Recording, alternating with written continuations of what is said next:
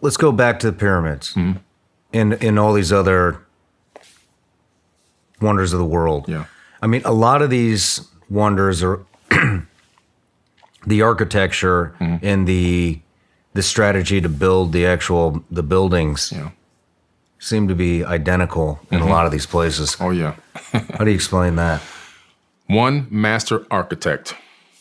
If you look at the Emerald Tablets, got to go back to the oldest text that we know of, 38,000-year-old text. Thoth claims to have built the Great Pyramid. He said, builded I the Great Pyramid, patterned after Earth's force, so that it too might remain through the ages, and it sure has. So the Great Pyramid is not 4,000 or 5,000 years old. That Great Pyramid is about 38,000 years old. And so is the Sphinx. His father told him to build the Sphinx and put his face on it. And then later on, that face was recarved. This is why the face is not the right size for the body, to his nephew's face. But the face was never the face of a lion. But this guy was the master architect. He laid down the blueprint for how to do this. In the Emerald Tablets, he takes a crew with him on the great ship that descends on the land of Chem, rebuilds the land of Chem. He says something very interesting in this text.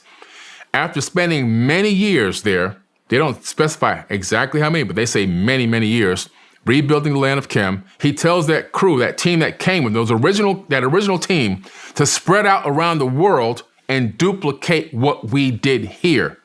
Then all of a sudden, what happens? Pyramids pop up all around the world. Megalithic structures, megalithic temples all around the world, all using the same exact building technique. Thoth himself even leaves Africa, takes Olmecs with him, and leaves his brother Amun-Ra in charge, and he goes to Mesoamerica and builds the Teotihuacan civilization and builds that whole Teotihuacan pyramid complex, which, by the way, is aligned with Orion, the same exact formation as the ones in Africa, at Egypt, right, at Giza.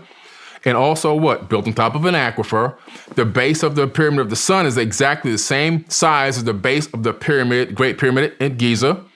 And the height is exactly 50% the height down to the millimeter of the Great Pyramid at Giza. Again, Down to the millimeter? Down to the millimeter. And this is, again, what? One master architect, again, showcasing his talents and going all around the world. This guy is known everywhere I've gone on the planet. I went to Africa.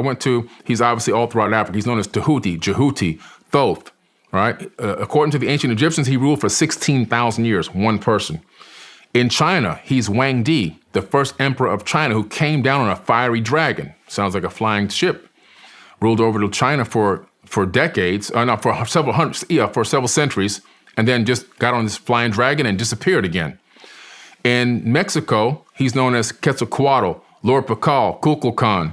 He comes in on again a what? According to the Mayans, a fiery dragon, and he's there. What he built? Chichen Itza, Teotihuacan, Cobol, all these places were developed. The Mayans didn't build anything. They inherited what was already there. The Aztecs didn't build anything. It was already there.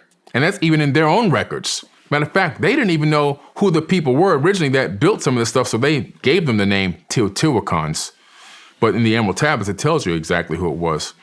And so I was out in Australia in the outback, in the middle of nowhere.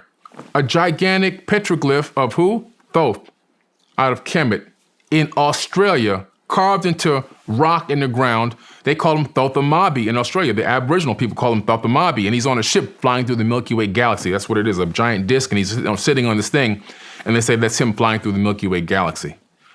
Wow. And, so the more you look into it, these structures, they were built by people, not aliens. In other words, Thoth, in my opinion, wasn't from this planet, and also his relatives, but they had the people doing the labor. They taught the construction techniques, and they had the blueprints on how to do this. They weren't going to get out there themselves and do all this hard labor, but they had the blueprints. They laid out the foundation, and they said, hey, this is how we do this, and we're going to do this all around the entire planet. Hey, everyone, this is Billy Carson, a.k.a. Forbidden Knowledge. I want to tell you about an amazing online academy that I created in order to help people become the best version of themselves. If you're into self-improvement, if you're into financial literacy, entrepreneurship, ancient wisdom, all those amazing teachings, I put them all in one place. Over 150 hours of amazing teachings in one place called the Forbidden Knowledge Academy. You can simply get there by going to 4BKacademy.com.